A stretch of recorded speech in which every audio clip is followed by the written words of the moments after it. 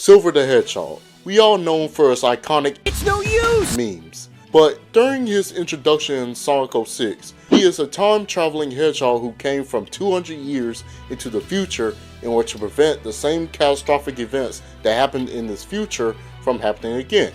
He has telekinetic abilities that allow him to manipulate objects using his mind.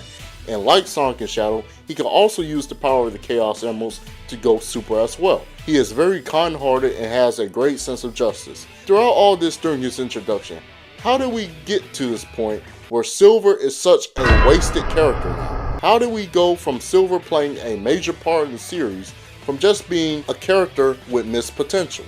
Well, that's what we're going to discuss in this video. Let's get into it. So like I stated before, in his introduction in 06, Silver is portrayed as a kind-hearted hedgehog with a sense of truth and justice who comes from a post-apocalyptic future who's traveled to the past in order to prevent what caused that post-apocalyptic future from happening again. Now where have I seen that concept before? This character sounds very familiar to another one, but I just can't put my finger on it. Maybe a certain Saiyan perhaps? Yes, it's obviously no surprise that Silver was based off of future Trunks from Dragon Ball Z. Former writer of Sonic Team Shiro Morikawa intended for this during Sonic 06's development. It states that he is, and I quote, a young male hedgehog who has traveled through time to change a ruined future despite coming from such a grim world. He is very forthright and is focused on restoring peace to the world. He's also able to get riled up, and this time around he's going after the Mephiles. He possesses some special powers which can draw from the emeralds. It is unknown how he got these powers though. Essentially, think Trunks from Dragon Ball Z. Throughout the story of 06, using the power of time travel through Mephiles, he and Blaze the Cat go back in time. However, by using a purple Chaos Emerald that Mephiles gave him, he saw a vision of Sonic, assuming that he was the cause of the thing that destroyed his world, the flames of disaster known as Iblis. Silver assumed Sonic to be the Iblis trigger. When Silver went to the past, right out the jump, he saw Sonic and attacked him via that boss fight where they have him say his iconic line, "It's no use!" Silver wanted to kill Sonic in order to save his future. However, that all changed when Shadow told him that Mephiles was manipulating him into thinking that Sonic caused the Flames of Disaster to happen. That was not the case, since Shadow showed Silver what happened 10 years ago using the power of the two emeralds to create a portal using Chaos Control. When Silver saw what happened with the Solaris project, his resolve changed. Him and Blaze teamed up with Sonic in order to save Elise on the egg carrier. During that moment, he faced off against Iblis from the past. Blaze sacrificed herself, not really, in order to stop Iblis. However, that was not the end when Solaris is awakened. So Sonic, Shadow, and Silver uses the Chaos Emeralds to go in their super forms in order to defeat Solaris. And that's the end of Silver's story for Sonic 06. You had a cool introduction to a new character with psychic powers, has the ability to use Chaos Control, and can go super as well. I'm sure that we can see more of him do cool stuff in the future, right? Right? So this is where the aftermath of Silver's introduction starts to get a bit rocky. Solaris may have resetted everything in the timeline because Silver was introduced again in Sonic Rivals and has traveled back in time once more. The weirdest thing is that he don't remember anything from the events of 06 since he has amnesia.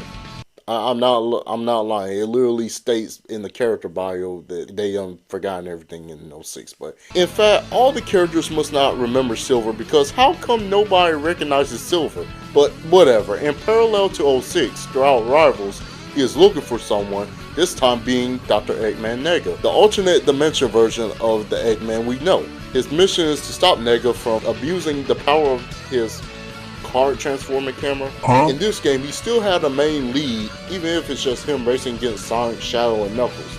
And that's part of his purpose in Sonic Rivals. It may not be as big scope as Sonic 06 was, but it still has Silver being important to the overall plot, and the same can apply for Sonic Rivals 2 as well. He was placed in many spin-off games during that time, like Sonic Riders Zero Gravity and Free Riders. Those games, he wasn't a major part in the plot because those games were spin-off games at the time, so I can give them a pass on that.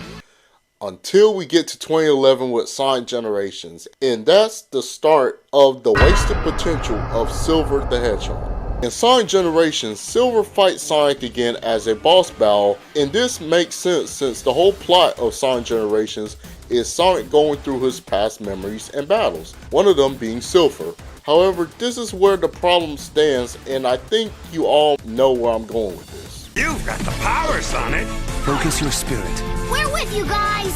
I believe in you, Sonic! Don't give in, Sonic! I know you can do this, Sonic! I know you can do this, Sonic! I know you can do this, Sonic!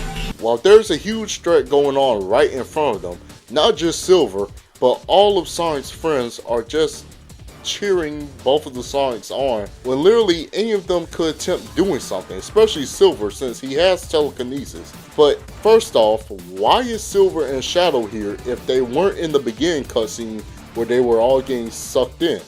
But all of a sudden they are boss battles within the Time Year's void?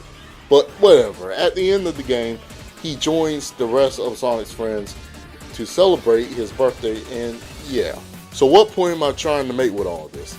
Well, ever since that game forward, Silver has been non-existent from Lost World on up until Forces until we finally saw Silver in the mainline game again. So again, with no explanation, Silver has came back to the future once more to join the Resistance to face off against Infinite. Besides all that, I kinda like the fact that he gotten to at least do something after being Sonic's cheerleader in Generations. However, there's one line in the game that showed that they did not know what to do with Silver at this point. I'm an optimist, but I'm also a realist.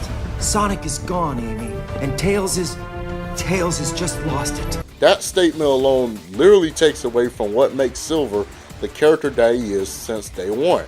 Him, coming from a destroyed future and believes that he can change the past for a better future. It's him being optimistic in a nutshell. So why now in this game that he's all of a sudden a realist now? Like, isn't he supposed to be the one who never gives up? Nope, Sonic's just gone, so let's just say f it. So, there's this weird transition that SEGA has been taking with Silver's character after Forces. And that's the main reason why I wanted to make this video. And this is what I like to call the cinnamon roll transition. Now look, I can admit that I haven't fully read the IDW comics yet, but I have saw little glimpses of Silver being in the IDW comics. And this is not to bash on Ian Flynn, as these comics aren't fully directed by one person. However, I see a lot of people call this new portrayal of Silver as being the dorky cinnamon roll character. So I recently came across this Reddit image of the contrast between how Silver was portrayed in 06 and how he's portrayed now. And as you can see in the comic Silver area, he is a pure boy in a cinnamon roll. A lot of people don't like this transition and takes away from that aura that Silver once had in 06. And I have to have my 2 cents on how I feel about this. And me personally, I feel like you can have the best of both worlds. You can still keep him as this dorky character, while him still having moments that have that aura. Look at fictional characters like Peter Parker Spider-Man, for example. When he's just chilling being Peter Parker, he's a dorky character, but when he suits up with him being Spider-Man, he has that aura. He has a lot of cool moments, and he can still be dorky while being Spider-Man as well. That same principle can apply to Silver. He can still be a dorky character, but let the man keep that aura he had in 06 when the time calls for it. I like that moment in the Metal Virus arc when him and Sonic turned super in order to help during the Metal Virus. We need more moments like this in the games. So, is Silver the Hedgehog truly a wasted character? Well, unfortunately, yes, he is a wasted character. Because as a character, considering his introduction, he has so much potential. It just boggles my mind how little SEGA knows where to take his character going forward. Like, is there a reason why we haven't gotten a Silver the Hedgehog spin-off game at this point? So what would I do? What could I do for this character to reach his full potential? Well, the most obvious answer is to let him have his own spin-off game. I want them to go deeper into Silver's timeline now that it's been restored. New enemies he has to face. We saw glimpses of it in the comics, which makes me want to see more of that in the games. Silver has so much potential, but will SEGA ever take advantage of that? Well, only time will tell.